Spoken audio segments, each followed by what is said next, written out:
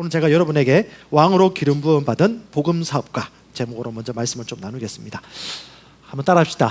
부요한 마인드. 예, 부요한 사람은 돈이 많은 사람이 부요한 사람이 아닙니다. 이 기준은 뭐냐면 부요와 형통에 대한 개념부터 다시 잡으셔야 돼요. 무엇이 부요하고 무엇이 형통한가? 성경이 말하는 부요와 형통이 무엇인가? 물론 그 안에는 재물이 들어가 있습니다. 하지만 재물이 우선순위는 아니에요. 여러분 잘 아시는 대부분 재물과 재력을 가진 사람들의 흥망성쇠와 인생의 마지막을 보면 항상 그 첫 번째는 절대 돈이 아니었습니다. 혹시 오늘 내가 돈을 잘 벌고 싶어서 오는 기술을 배우고자 하는 사람들은 하나도 배울 거 없을 것입니다. 하지만 진정한 인생의 승리, 진정한 형통한 삶을 살고 싶다라면 여러분 그 조그만 실마리를 얻어가게 될 것입니다. 저는 개인적으로 한국교회뿐 아니라 저희 교회도 마찬가지고 목회자의 대표로서 조금 우리 복음 사업 하시거나 개인 사업 하시는 분들에게 죄송한 마음을 전하고 싶습니다. 여러분들이 하나님 나라에 대한 열망, 하나님의 복음을 증거하기 위한 영혼을 사랑하고 섬기고픈 그 열망을 누구라도 가지고 있기에 저는 여러분들을 칭찬하고 싶고 격려하고 싶고 용기를 좀 불어넣고 싶습니다.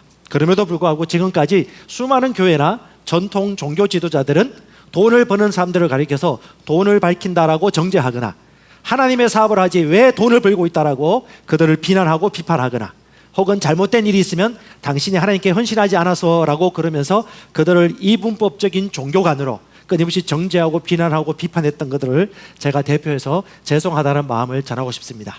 지금까지 그러한 전통과 역사적인 배경이 있었습니다. 그걸 오늘 저와 여러분들을 깨게 될 것입니다. 그리고 당당하게 어깨를 쫙 펴고 돈 버는 것이 좋은 겁니까? 나쁜 겁니까? 자, 싫은 사람 나가세요. 자, 여러분 돈에 대해서 지금까지 제가 주일 설교 때도 이렇게까지 얘기는 다 못할 것 같아요. 그럼에도 오늘 여러분들은 재정 복음 사업가가 되고 싶은 열망을 가지시거나 혹은 그런 사람들을 후원하고 싶거나 또 그런 마인드를 가지고 싶어하는 분들이 왔기 때문에 오늘 여러분들에게 하나님이 각자의 마음의 문을 활짝 열어주셔서 성령께서 지도해 주시고 꿈을 불어넣어 주실 것을 확신합니다. 예, 선교사로도 많이 나가시고요, 보험사업가도 많이 되시고요, 사업도 좀 하셨으면 좋겠습니다. 저는 세 딸이 있습니다. 우리 세 딸 대학 안 가도 돼. 사업했으면 좋겠어.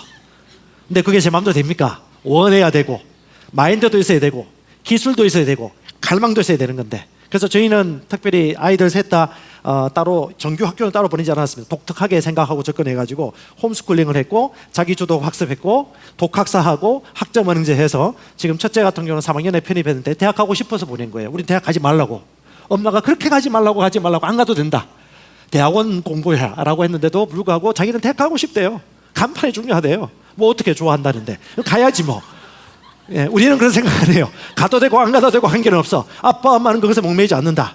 왜냐, 우리는 그 아기 처음 날 때부터 허름이라든가 또 학교 관계자들이라든가 또 여러분 잘 아시는 수많은 또 사차 붙은 사람들이라든가 이런 분들이 나름 이제 미래의 상황을 바라보면서 이제는 대학 학벌 위주의 삶이라기보다는 진짜 공부 잘하는 사람은 대학 가야지, 공부 좋아해, 엉덩이 힘이 세, 그런 친구는 대학 가야 돼요. 대학 가야지 공부 잘하는데. 근데 공부 못해.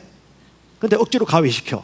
돈은 낭비돼. 근데 대학 가라고 계속 그러면 이 친구도 스트레스 받고 부모도 스트레스 받는 이 안타까운 상황을 보면서 참 많은 고민을 했었습니다.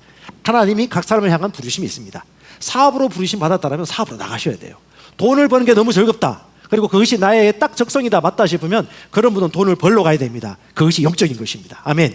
자, 하나님이 이 세상 모든 만물을 만드셨습니다. 할렐루야. 오늘 컨퍼런스라 그런가 조금 원색적인 단어 나와도 절제하면서 하겠습니다. 자, 창세기 26장 28절로 가보겠는데요. 여러분 어제 그리스도인이라 할지라도 돈 얘기하니까 사람들이 많이 왔단 말이죠. 자, 세상 사람들은 어떤 얘기에 혹할까요? 네, 돈 얘기입니다. 아니면 건강입니다. 왜? 가장 그 문제가 해결되지 않거든요. 그래서 그들이 주께 부르짖고 기도하거나 종교를 찾아다니거나 점을 치는 겁니다. 왜? 인생의 가장 큰 저주이고 해결점이 없으니까. 돈으로도 해결할 수 없는 게 건강입니다. 자녀입니다. 관계입니다. 혹은 내가 종교적인 삶을 열심히 살았는데도 불구하고 재정적으로 문제가 해결되지 않고 결핍해요. 뭐냐? 하나님이 주신 부요와 형통의 원리를 내가 미처 알지 못하는 그런 개념이 있다는 것이죠. 자, 세상 사람이든 누구든 간에 그가 형통한 자고 강대한 자고 능력이 있는 자라는 것을 아는 것은 눈으로 보아야 되고 귀로 들어야 되는 겁니다. 창세기 26장 28절, 그들이 이르되 주께서 너와 함께 계심을 우리가 분명히 보았으므로. 이삭에 대한 이야기입니다. 주변에 있는 블레셋 군대 장관이나 모든 사람들이 볼 때 이 사람은 뭔가 달라요. 하나님이 너와 함께 한다는 것을 분명히 보았다. 무엇을 보았을까요? 너와 함께 언약을 맺고 싶다. 무엇을 보았을까요? 자, 고대 근동, 지금의 지중해 지역 가면요, 그 지역은 동토입니다. 메마른 땅이에요. 물이 기이합니다. 거기는 파면 기름이 나오는 것이 아니고 물이 나와야 되는데 물이 없으니까 다 말라 죽어요. 거기는 그것이 재산입니다. 골드보다도 더하죠. 예, 기름보다도 더한 것이 바로 수자원입니다. 그래서 여러분 이스라엘 가보면 히스기야 터널이라고 유대인 성전, 그 성전 안에 들어가기 전에 바깥에 있는 샘을 뚫어가지고 그 물을 굴 안으로 히스기야 터널을 수백 미터 만들어가지고 유대인들 그 성들이 굶어 죽지 않도록 물을 먹을 수 있도록 방비한 그 터널을 보면 엄청나게 장관입니다. 물이 곧 생명이고 기업이고 재물이고 부동산이고 에너지예요. 그런데 이 이삭이라는 사람이 가서 파는 곳마다 뭐가 나오냐? 물이 나오는 거예요. 또 파도 물이 나와. 다른 사람은 10개, 20개 다 탐지해가지고 깊이 한 수십 미터 파더라도 물을 나오지 않았는데 이들은 파는 곳마다 물이 컬컬컬 나오니까 깜짝 놀란 거죠. 그리고 하는 것마다 잘 되는 거예요. 누가? 하나님의 백성들이, 하나님의 언약에 속한 사람들이. 자, 13절 같이 읽어보십시다.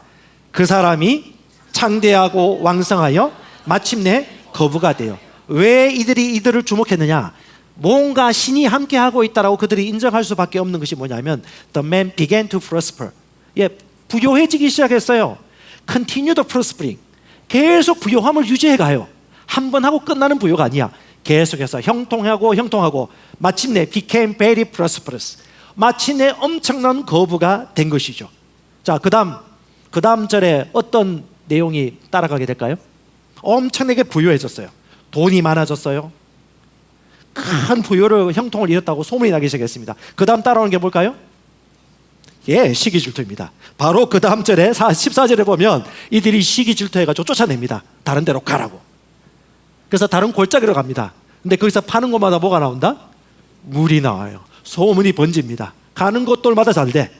아브라함의 하나님이 이삭의 하나님이고 이들과 신이 함께 한다는 것을 사람들은 알게 되었죠.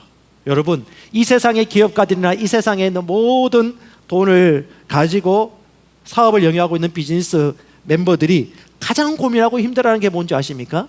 만족함이 없다는 거예요.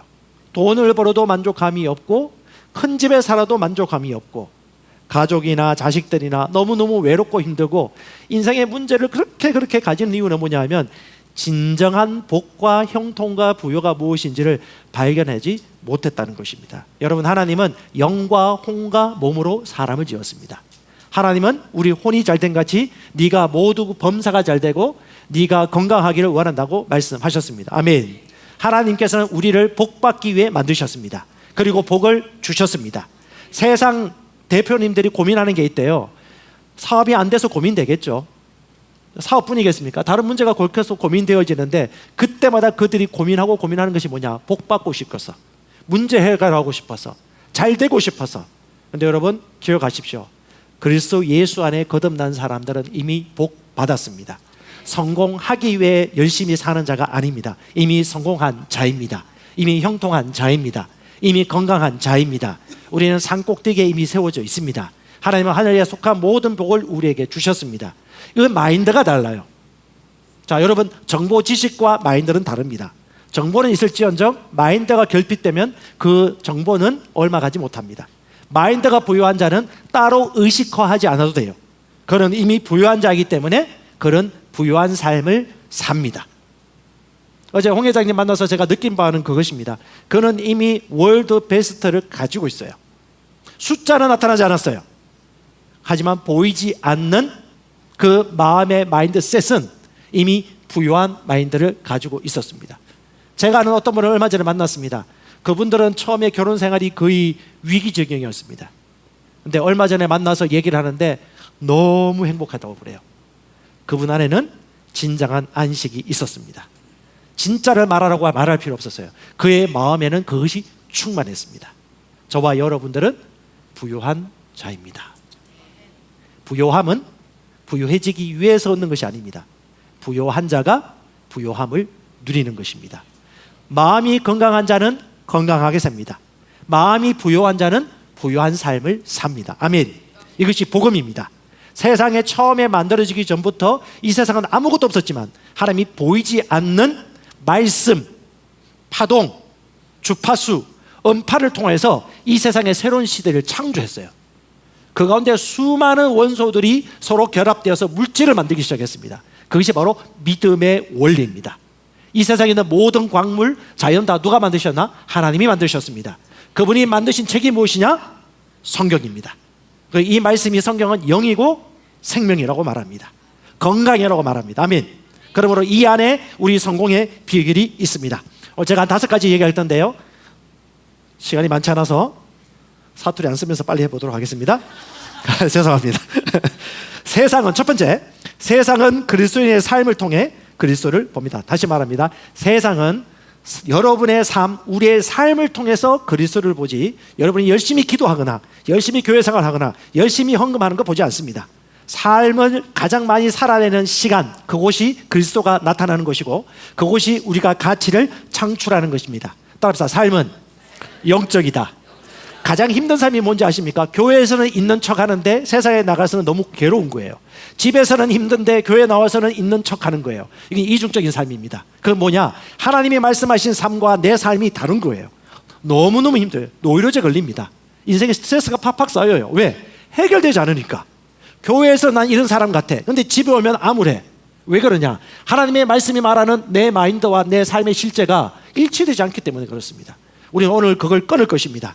여러분, 건강, 형통, 화목, 평강, 질서, 자유, 책임, 선행, 내 인생의 모든 분야에서 하나님은 복을 주셨습니다. 그걸 합법적으로 누릴 수가 있어요.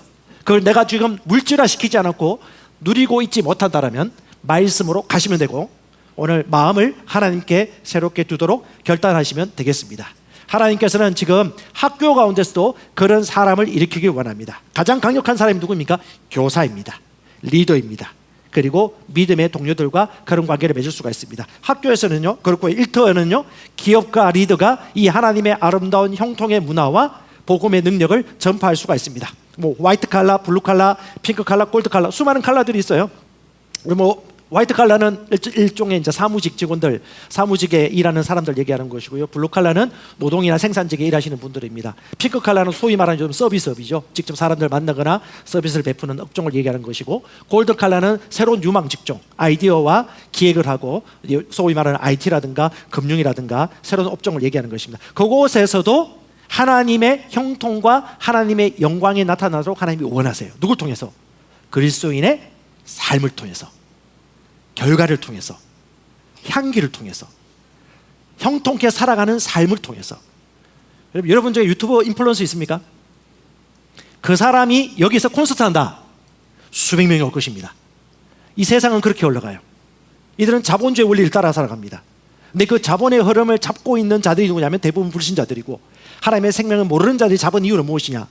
얼마나 교회와 전통이 그렇게 창의적이고 다양한 잠재력을 가지고 있는 기독교인들을 교리와 헛된 말씀으로, 율법으로 옥죄고 그들의 다양성과 창의성을 죽여버렸는지, 그걸 오늘 저와 여러분들이 깨셔야 돼요. 가정에서는 부모가 그 역할을 하셔야 됩니다. 기업에서는 리더가 그 역할을 하셔야 됩니다. 기독교인 리더들이. 그래서 여러분, 기독교 이분법적인 논리를 우리가 탈출해야 됩니다. 자, 여러분, 성과 속이 있어요. 거룩한 것과 속된 것. 혹은 사람들은 이렇게 합니다. 돈은 나쁘고 기도는 거룩하다. 세상 일은 직장생활, 성직자라든가 선교사는 거룩한 생활, 저축은 괜찮아, 교회에서 얘기해도 돼, 주식 투자는 얘기하면 안 돼. 뭐 이런 이분법적인 사고를 다 가지고 있어요. 그리고 돈은 해로워, 돈은 무서워. 목사님이 오늘 돈 얘기했네, 11조 얘기했네, 이 교회 다니지 말아야지. 이게 지금 현재 비일비재합니다. 저희 교회에서 제가 주일 설교 때 주식 얘기한 적이 있어요. 주식 하지 말라고 하는 게 아니고, 주식은 필수적으로 우리가 공부해야 될 부분이고, 어차피 돈을 찍어내면 돈의 가치가 떨어지기 때문에 인플레이션이 일어나고 자산 가치는 돈의 가치는 떨어진다. 그러면 자산을 유지하기 위해서 이건 필수 생존 전략이다 라고만 얘기했음에도 불구하고 주식 얘기했다고 시험 들어서 떠난 분들이 있어요. 그건 오늘날 교회의 기본입니다. 왜 그러느냐? 세뇌당했기 때문에 그렇습니다. 자, 여러분, 개념을 바꾸셔야 돼요. 자, 성경의 창세기에 이 세상이 타락하기 전부터 하나님이 주신 노동의 개념이 있습니다. 그 단어를 가리켜서 아바드라고 말합니다. 자, 창세기 2장 15절 한번 읽어보십시다.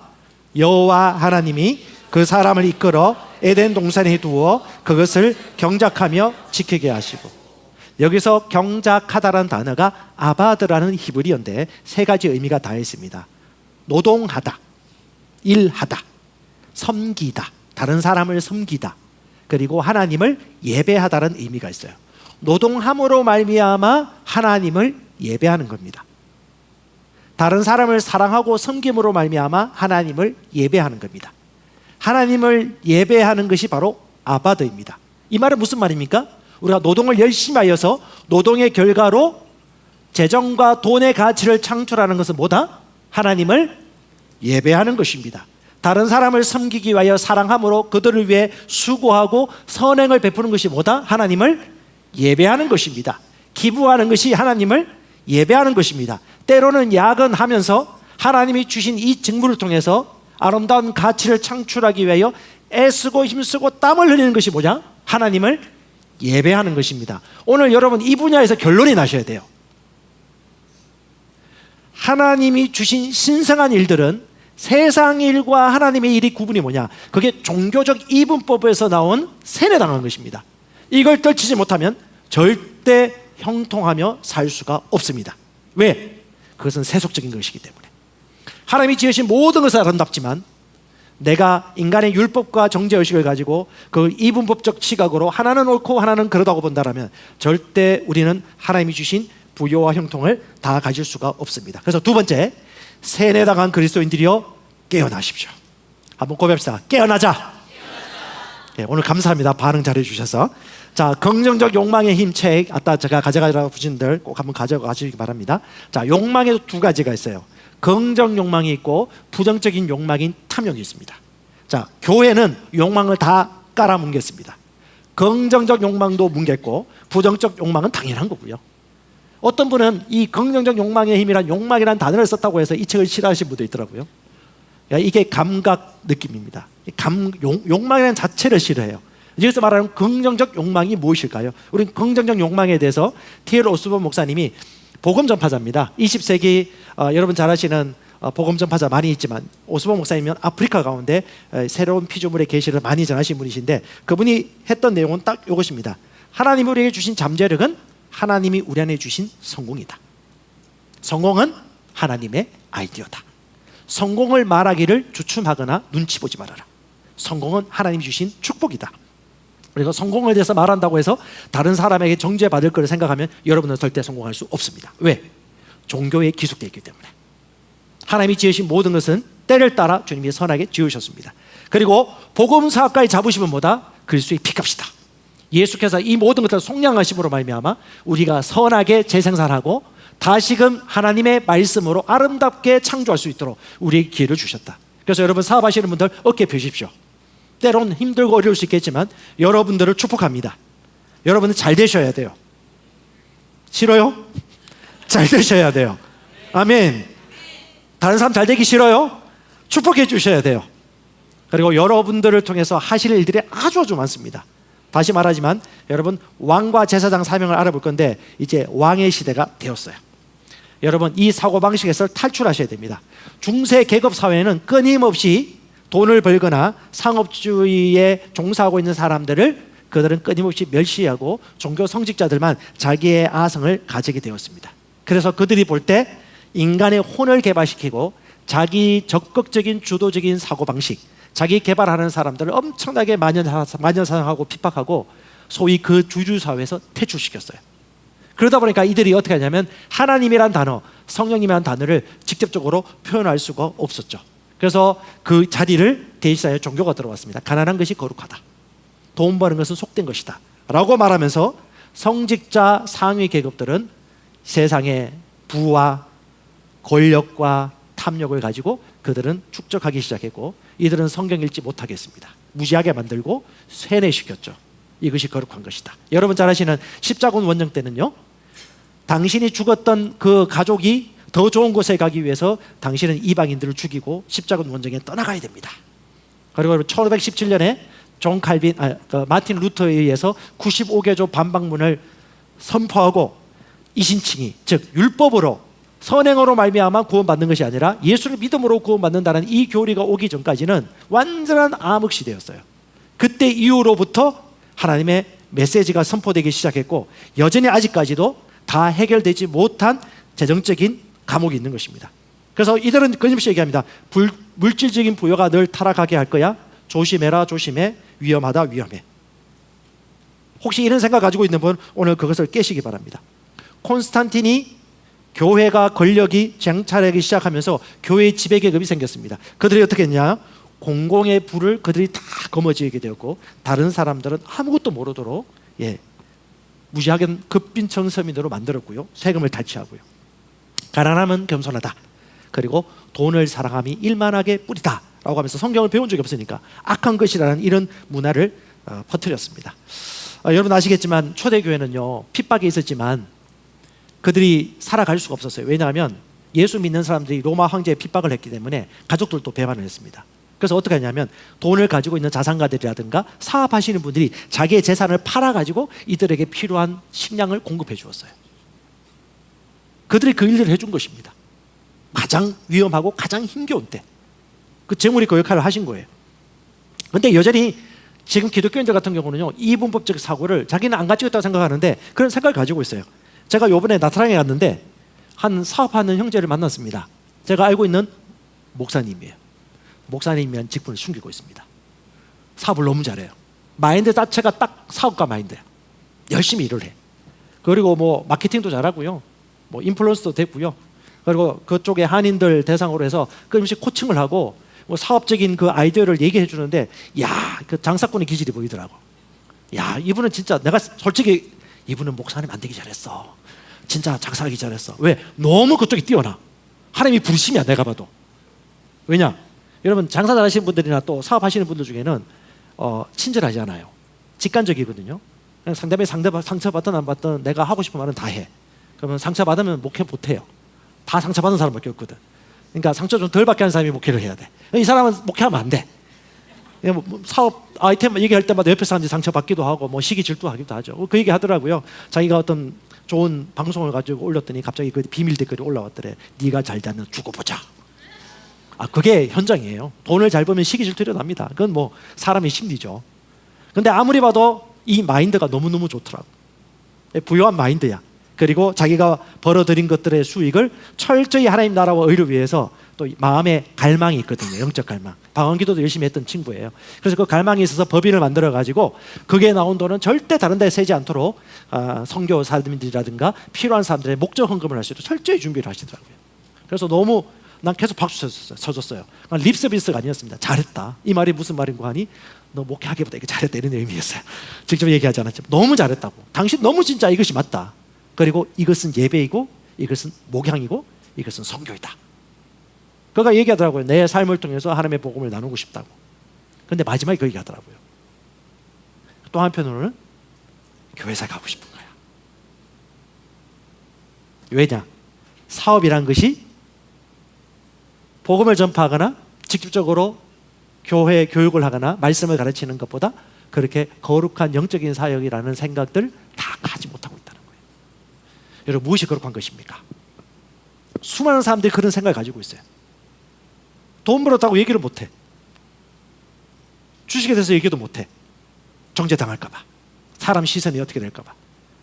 그래서 어떻게 해요? 하나님이 주신 그 무한한 잠재력과 능력이 사장되고 있는 것을 너무너무 안타깝게 우리 오소원 목사님도 얘기하셨고, 여러분 결국은 사단이 이걸 이용함으로 말미암아 예수 믿는 사람들이 돈을 터부시하게 되었고, 그 능력과 다양한 은사를 나타내지 못하게 되었고, 결국은 정치에도 참여하지 못하고 경제 분야에도 참여하지 못하고 이 세상에 귀중한 영향을 미칠 수 있는 왕의 자리에서는 대부분 불신자들이 떵떵거리면서 호령하고 있고, 혹은 유대인들, 유대주의자들, 그들은 구약의 유대교를 철저히 믿지 않습니까? 그들은 돈에 대한 철저한 성경 원리를 따르거든요. 이제 제가 살펴보겠지만 그들이 가지고 있는 돈에 대한 관점, 돈에 대한 감정을 저와 여러분들은 본받아야 됩니다.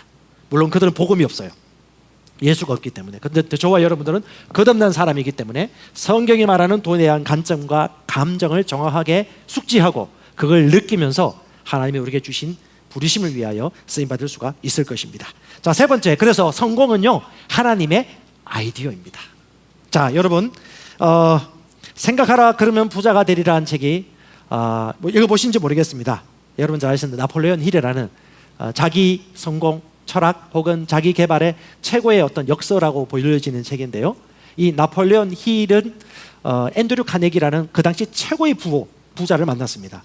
그 최고의 부자가 나폴레온 힐에게 뭐라고 얘기했냐면, 당신이 너무너무 평범한 사람들이 이 부요한 부한 자리에 올 수 있는 길을 제시해 줬으면 좋겠다. 그래서 테스트 해가지고 신문사 잡지에 기자였던 이 사람을 세워가지고 20년 동안 약 507명의 명단을 줘가지고 성공하고 부유해진 사람들이 왜 그렇게 되었는지를 직접 인터뷰하면서 원리 원칙을 조사 연구해봐라 라고 해서 20년 동안 연구하고 낸 책이 나의 꿈, 그런 책이 있죠. 그 다음에 나온 것이 또 생각하라 그러면 부자가 되리라. 요 원제가 뭐냐면 Master Key to Riches입니다. 부에 이르는 마스터 키예요. 동기부여가 뭐라고요? 부자들이 자기의 부를 독점하기 위한 책이 아니에요. 이 땅에 가난하고 혹은 경제적 지식이 없고 문외한 이 사람들이 율법의 저주인 기근과 결핍으로부터 다시금 일어날 수 있는 그 길이 무엇인지 그 통로를 연구해봐라. 근데 종교적인 사람들은요, 성공학 하면 일단 두드러기부터 나, 자기 개발하면 두드러기부터 나. 왜? 저도 그렇게 배웠거든요. 생각을 바꾸십시오. 긍정적 욕망의 힘 책에 보면 나폴레온 힐과 여러 가지 랄프 waldo 에머슨이라든가 제임스 알렌 같은 사람들을 등장시키고 정확하게 얘기합니다. 왜?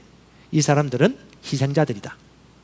종교 기득권자들이 성공과 자기 개발과 긍정적 사고방식에 대해서 정죄하였기 때문에 그들은 그 말을 감추고 예수와 성령을 내버린 것이죠. 그래서 다시 그런 관점으로 여러분 자기개발서적 수백 권 있지만 딱 한 사람 거 읽으라면 저는 이분을 추천하고 싶습니다. 성경 다음으로 재정과 부에 대한 정확한 말씀의 원칙을 풀어놓은 책이에요. 자, 거기에 문구가 제가 너무 감동적인 문구가 해서 갖고 왔습니다. 이건 제가 풀어놓은 겁니다. 분명히 이분은 이런 방식으로 해석하고 있다고 저는 확신합니다. 신념은 사람의 정신과 우주의 무한한 지혜. 누굴까요? 하나님과 성령이겠죠. 그분의 사이를 연결하는 고리이다. 그들은 하나님과 예수님을 표현할 수 없었기 때문에 우주의 힘 혹은 에너지 그리고 마스터 마인드 이런 힘을 썼어요. 하지만 그들은 실제적으로 하나님을 경외하는 사람이었고 하나님의 성경으로부터 진정한 부의 사고방식과 원칙을 가져왔습니다. 그리고 정확하게 얘기합니다. 사람들이 부요함에 이르지 못하고 율법의 저주에서 속량되었음에도 불구하고 왜 부를 창출하지 못하느냐 하면 두려움 때문이다. 디모데후서 1장 7절에 정확하게 얘기하고 있죠. 하나님이 우리에게 주신 것은 두려움이 아니다. 사랑과 능력과 절제의 영이에요. 이걸 원어로 보면 절제의 영이거든요. 이 절제는요, 감정까지도 절제하는 것입니다. 다시 말합니다. 감정을 다스리지 못하면 두려움에서 헤어나기 어렵습니다.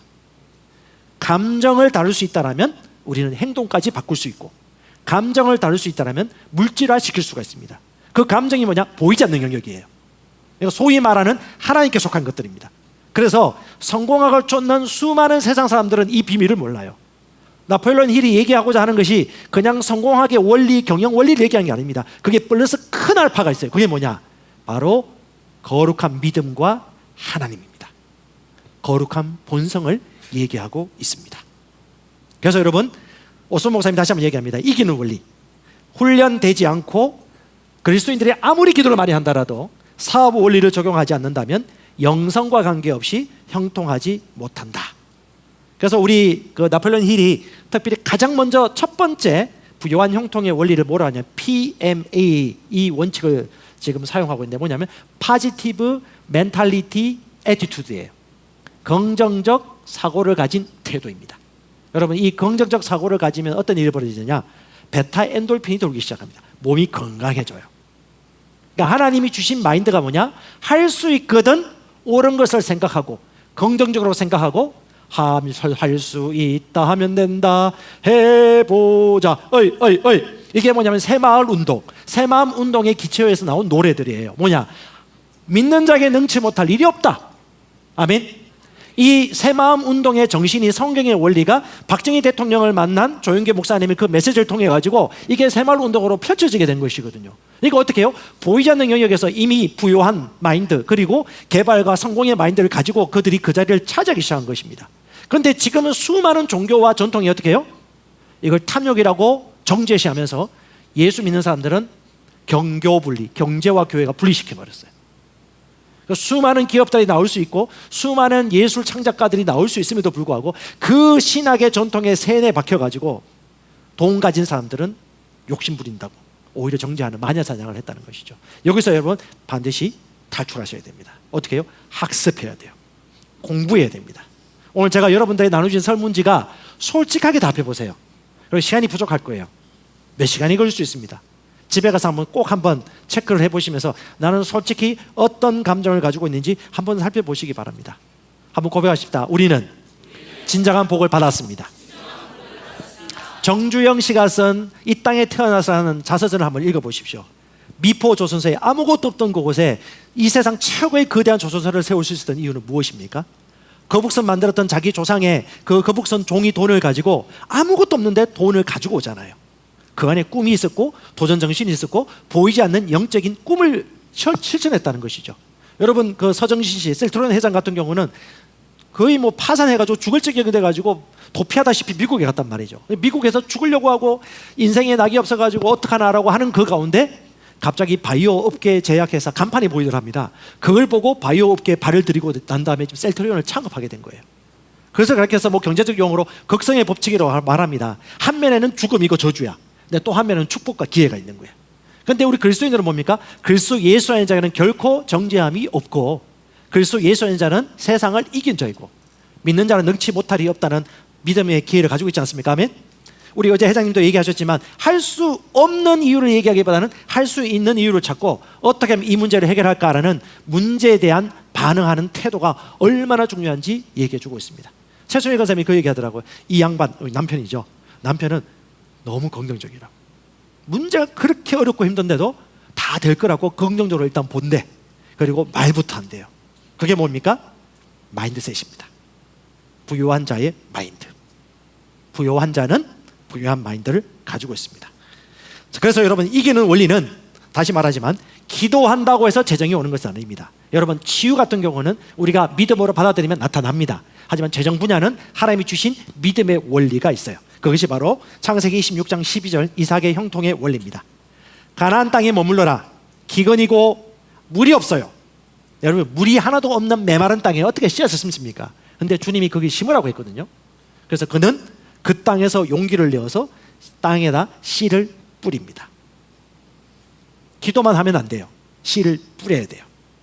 기도만 하면 안 돼요. 사업자 번호 내야 돼요. 기도만 하면 안 돼요. 투자금이 들어가야 돼요. 시드머니가 많으면 많을수록 잃지 않는 투자를 하면 할수록 그들은 점점점 금융 지식이 세워지고 금융이 세워지기 시작합니다. 사업도 마찬가지죠. 하나님이 주신 방법은 뭐냐? 씨를 뿌리고 땀을 흘리고 믿음으로 바라보고 기도만 하라고 한 적이 없어요. 그럼 어떻게 돼요? Began to prosper, continued prospering, became very prosperous. 원하는 것과 내가 받을 것을 준비하는 것은 다르거든요. 내가 받을 수 있도록 준비되어 있다면 하나님이 얼마든지 주실 수 있는데 가장 먼저 주님께서 보시는 거냐면 당신의 마음의 중심, 받을 수 있느냐. 하나님은 뭐든지 줄 수 있지만 그걸 당신은 받을 수 있느냐고 주님이 말씀하시는 것입니다. 이삭과 야곱과 요셉은 그런 형통의 마인드를 가지고 있었어요. 아브라함의 씨가 우리고 우리는 그 박을 받았다. 그래서 여러분 기독교는요 선택할 자유와 창의성을 마음껏 발휘하는 환경을 만드는 것이 마땅합니다. 유명한 경제학파 중에 유명한 경제학자는 두 사람을 보통 뽑습니다. 한 사람은 여러분 선택할 자유를 쓰신 밀턴 프리드먼이고요. 한 사람은 케인즈입니다. 케인즈 학파의 장시자죠.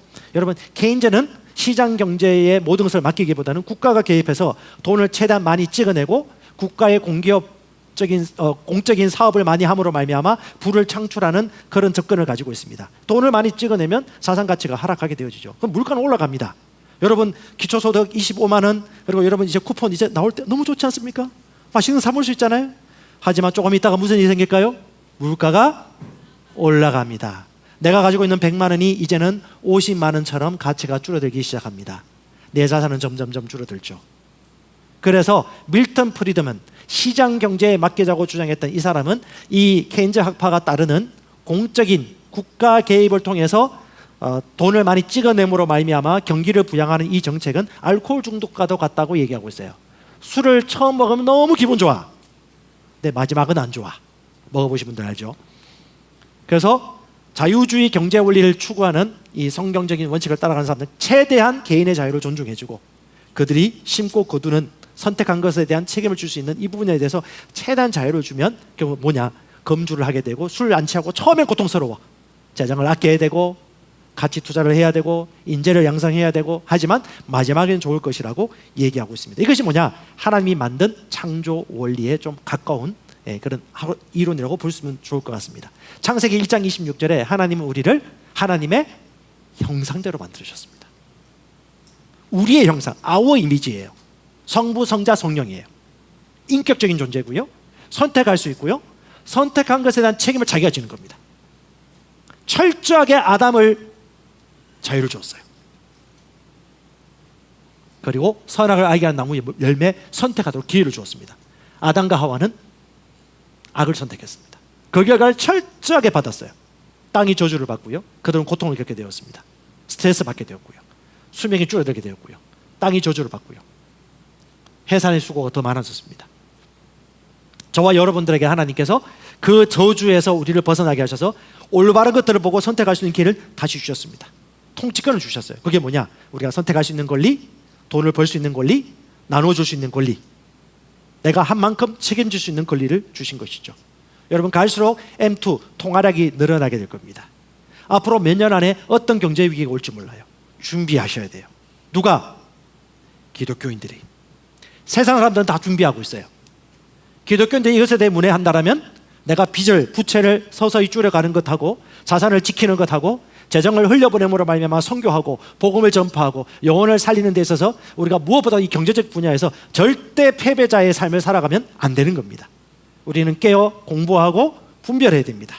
하나님은 머나와 달란트 비유를 통해서 한 머나를 통해서 5머나를 남긴 사람, 10머나를 남긴 사람, 5달란트로 5달란트 남긴 사람을 칭찬하셨습니다. 그들이 장사하여 이익을 남겼기 때문에 그렇습니다. 그러므로 네 번째, 여러분 이중 통치권을 확실하게 구분하시기 바랍니다. 자, 요한계시록에는 통치권에 대한 두 가지 직책에 대해서 얘기합니다. 하나는 왕이고요, 하나는 제사장입니다. 왕은 킹덤, 통치권, 권세를 얘기하고 주권을 얘기합니다. 제사장은 여러분 이 세상과 하나님을 중재하는 역할을 하는 것이죠. 근데 이 왕의 기름 부음이 있고요, 제사장의 기름 부음이 있습니다. 다시 말하지만 수십 년 전부터 하나님께서는 마지막 복음이 완성되어지는 시기 가운데 왕의 기름 부음 받은 사람들이 일어나도록 계획을 세우셨어요. 그들이 누구냐면 비즈니스와 사업 쪽에서 일하고 있는 사람들입니다. 제사장 분야, 우리는 목자, 선교사, 교사나 이런 사업에 할 수 있는 사람들도 우리를 세우셔서 하나님과 세상을 화해케 하는 일들을 주께서 지금 하고 계십니다. 여러분의 부르심 중에 나는 이 사업과 재정 분야에서 부르심이 있는 사람들은 그 길로 가시면 돼요. 두 가지 다 하실 수 있는 분은 두 가지 가시면 됩니다. 한 가지만 하실 수 있는 분은 한 가지만 하셔도 관계는 없어요. 중요한 건 뭐다? 제한 당하지 마시고 하나님이 주신 기름 부으심 안에 있으면 되겠습니다. 그래서 고린도서 10장 13절에 보면 하나님께서 이렇게 말씀하십니다. 우리는 우리의 분량 밖의 것들을 자랑하지 않고 오직 하나님께서 우리에게 나눠주신 규칙의 분량, 제한된 몫이 다 있다. 영향을 미치는 영역이 다 다르다. 그 영향을 따라 여러분을 자랑한다라고 하면서 당신이 영향을 미치는 영역이 당신에게 주신 하나님의 부르심이고 하나님이 거기서 예배를 받으신다라는 개념을 저와 여러분들은 받아들이시면 되겠습니다. 아담은 왕이었습니다. 아브라함은 통치자였습니다. 다윗은 왕이었습니다. 예수님은 왕이셨습니다. 저와 여러분도 왕족으로 부르셨습니다. 다스림 받는 자가 아니고 다스리는 자입니다. 빚진 자는 누구의 종이 됩니까? 체주의 종이 됩니다. 우리는 빚진 자가 아니고 돈을 빌려주는 자입니다. 우리는 베푸는 자입니다. 아멘. 더 많은 선한 일들을 위하여 우리를 부르셨습니다. 맞습니까? 아브라함의 복이 우리의 복입니까? 이것에 우리가 세뇌를 당하셔야 돼요. 따로 의식하지 않을 정도로 우리의 것이 되어야 하는 것입니다. 그래서 여러분 이중 통치권을 혼동하지 마십시오. 다시 로컬 처치를 위한 사역자의 부르심이 있습니다. 제사장의 부르심이에요. 셀 사역이라든가 교회 선교 현장, 교육 현장입니다. 일터, 마켓플레이스를 위한 사역자는요, 사업 전문직, 산업 현장에서 일하는 사람들입니다. 그런데 종교와 사탄은요, 끊임없이 특별 성도가 있고 평신도가 있습니까? 없어요. 다 특별한 성도입니다. 그거 깨부셔야 돼요. 저와 여러분은 다 특별 성도, 특성입니다. 그리고 거룩한 제사장입니다. 아멘. 왕과 제사장은 평등합니다. 각자의 고유의 역할이 있는 것이죠. 사업하시는 분들은 사업하시는 분들의 고유한 역할이 있는 것이고 기름 부으심이 있습니다. 그들은 그 기름 부으심을 저희가 인정해 줘야 됩니다. 다시 말합니다, 여러분. 이 세상에는요, 어찌 보면 선교사나 목사님보다도 더 영향력 있는 사람이 비즈니스 하는 사람들입니다. TSMC, 엔비디아, 우리나라 삼성과 현대, 이스라엘 가보면요, 대한민국의 차들이 현대가 막 돌아다니고 있어요. 얼마나 자부심이 뿜뿜 일어나는지. 기업은요, 가장 강력한 힘입니다. 그 기업 가운데 하나님의 통치력이 역사하고 있어요. 더 많은 기업가들, 더 많은 비즈니스들이 우리 몸된 교회에서 일어날 수 있었으면 좋겠습니다. 일론가 뭐 트럼프라든가 뭐 이런 여러 가지 많은 사건들이 일어나고 있는데, 여러분 절대 제가 한 가지 좀 강조하고 싶은 것은 우리 성도님들 레거시 미디어, 한국의 주류 언론, 네이버 뉴스, 다음 뉴스, 그리고 어떤 레거시 미디어의 언론 적당히 보세요. 세뇌당합니다. 국제적으로 다른 시각으로 우리나라 언론과 다르게 보는 그런 뉴스나 그런 매체를 발굴해가지고 시야를 넓히시고 절대 세뇌당하지 마시고, 그리고 여러분 잘 아시는 X, 트위터 같은 경우도 상당히 기업 현장에 있는 사람들이 최신 뉴스를 올려보내주고 있고, 전쟁에 관해서 그렇고 경제적인 분야에서도 새로운 뉴스들이 나오고 있습니다. 자, 하얀신 있죠. 하얀신도 여러분 주의를 하셔야 돼요. 그러니까 우리가 일하고 있는 모든 세상 가운데 그리스도인들은 그들 위해서 객관적으로 볼 수 있는 눈을 가지셔야 됩니다. 우리는 왕족이기 때문에. 우리는 세상의 시스템에 종노를 하는 자들이 아닙니다. 그래서 여러분들과 저에게 하나님께서 말씀하십니다. 너희들은 풀타임 사역자다. 사업하시는 분도 풀타임 사역자다. 믿습니까? 진짜 믿으셔야 돼요. 그걸 믿으셔야 돼요. 나는 전문 사역자다. 풀타임 사역자다. 복음 전하는 것도, 기도하는 것도, 공부하는 것도 풀타임 사역자다고 실제로 믿는다면 그 믿음으로 말미암아 다음 창출이 일어나는 것입니다. 마지막 다섯 번째입니다. 여러분의 사업이 당신의 사역입니다. 하나님은 기름 부음을 주세요. 기름 부음은 직임에 따르는 기름 부음이 대부분입니다. 신약 성도에게 주신 기름 부음이 있습니다. 너희는 주께 받은 바 기름 부음이 너희 속에 거하나니. 아무도 가르칠 필요 없다. 너희가 가르침을 받을 것이고 그 기름 부음이 너희에게 가르쳐 줄 것이다. 이게 뭡니까? 사업하시는 분들이, 하나님의 비즈니스를 창출하시는 분들이 개인적으로 경건함 가운데 성령으로부터 받는 통찰, 창의력, 지식을 얘기하는 겁니다. 우리 홍성원 회장님도 항상 아침마다 일어나서 말씀을 묵상하면서 성령으로부터 마음의 인도를 받고 지도를 받습니다. 요셉도 그랬고, 다윗도 그랬고, 아브라함도 그랬고, 예수님도 그랬습니다. 그들은 항상 자신의 주군, 진정한 왕중의 왕, 그 왕이신 하나님이 내 속에 성령으로 계시기 때문에 영감 있는 대화를 나누고 묻고 교통했습니다. 나폴레온 힐 책 가운데서도 그 이야기가 나와요. 다른 언어를 쓰고 있지만 내면의 잠잠한 소리에 귀를 기울인다. 신비주의를 얘기한 게 아닙니다. 성령의 음성과 인도하심을 얘기하는 것입니다. 여러분, 돈 많이 버는 기름 부음이 있습니다. 그 기름 부음 받으십시오. 할렐루야. 돈 좋아해야 돼요. 그러면 하나님이 좋아하듯이 돈 좋아해야 돼. 돈을 혐오하면 안 돼. 단 탐욕은 주의해야 돼요. 성경이 말하는 방식이 있습니다. 자, 여러분 여러 가지 직장과 직업들이 있는데, 자, 지금 그림에 보이는 이 직종에서 태어난 사람이 누굴까요? 석공. 돌 건축하면서 집을 짓는 그 석공 집안에서 태어난 사람, 바로 예수 그리스도입니다. 제가 잠시 얘기했는데 예수님은 사업가 집안에서 태어났어요. 세례 요한은 제사장 집안에서 태어났습니다. 예수님은 왕의 사역을 물려받아서 30년 동안 사업가의 삶을 살았어요. 수입 지출 장부를 쓰면서요, 세무서에 세금 통보하고요, 돈 내고요. 사람들 다니면서 자기가 어떻게 일을 잘하고 있는지 아마 설명하고 다녔을 것입니다. 요셉 같은 경우는 사업가였습니다. 통치자였습니다. 그는 정확하게 곡식 저장 창고 관리자였어요. 그리고 나라를 다스리는 통치자가 되었습니다. 경제적 분야에도 두각이 뛰어나고 행정, 나라를 운영하는 것에도 일가견이 있었어요. 다윗도 마찬가지고요. 그들이 가는 곳들마다 왕의 살거를 했습니다. 다스리고 통치했습니다. 성경은 정확하게 얘기합니다. 자기 일에 능숙한 사람은 누구 앞에 설 것이다? 왕 앞에 설 것이다. 왕의 권력과 권세 자리에 가게 될 것이다.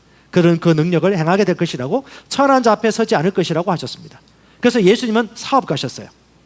전문 직업인, 고용인, 고용주가 더 많이 교회 속에서 일어남으로 말미암아 재정과 사업 분야에서 하나님 나라의 문화와 원칙을 전파할 수 있는 많은 사람들이 필요합니다. 그래서 이런 문구가 있어가지고 제가 가져왔는데요. 왕으로서의 부르심은 의롭고 거룩하고 강력하고 아주 현실적인 부르심이다. 아주 현실적인 부르심이다.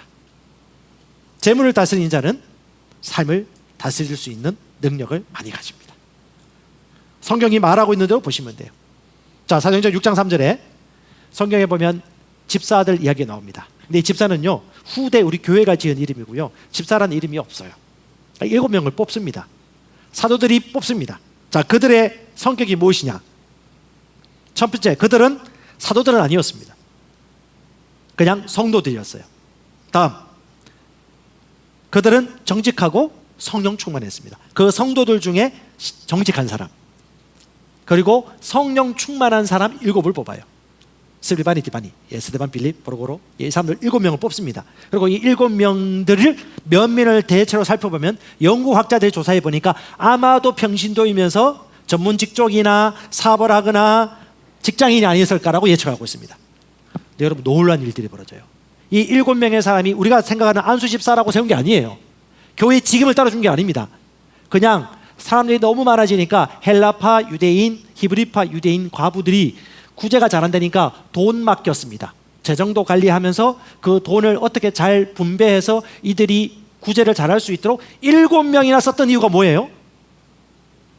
그게 컸다는 거예요. 돈이 어마어마한 액수가 왔다 갔다 했을 것 같아요. 구제하고 해야 되니까. 그 7명의 신실한 사람들이 그 일을 맡아서 구제하고 분배하는 역할을 했던 것이죠. 근데 놀라운 일이 벌어졌어요. 그 직접 현장에 있던 성도들, 사역자, 우리 전문가, 자영업자들이 어떤 일이 벌어지냐? 갑자기 신기한 역사가 나타나는 거예요. 그 사람들이 그런 사역을 하다가 길거리에 만났을 수도 있고요, 배급할 수도 있는데 갑자기 병든 자에게 손을 얹으니까 아픈 자들이 병고침을 받게 되어지고요, 귀신들이 떠나가게 되고요. 심지어 스데반이라는 이 사람은 어떤 직종에 있었는지 모르겠는데 갑자기 그 쟁쟁한 유대인 제사장들 앞에서 하나님의 복음을 전파합니다. 그리고 엄청난 많은 사람들이 그 말을 들으려고 쫓아옵니다. 누가?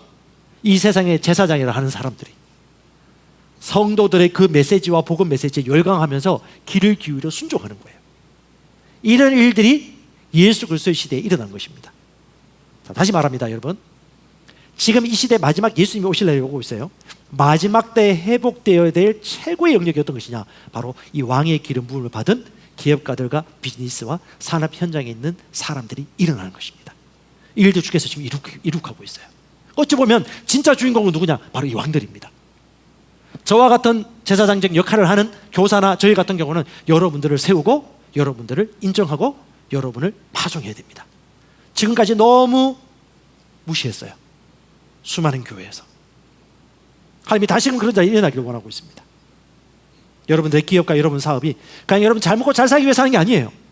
이 하나님의 부르심을 내가 인지한다면 여러분은 거룩한 기름 부음이 여러분 안에 있다는 것을 보게 될 것입니다. 아멘. 그 기름 부음이 가르쳐 줄 것입니다.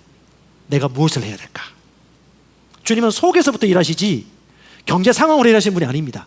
그렇다면 이삭은 망했어야 됐어요.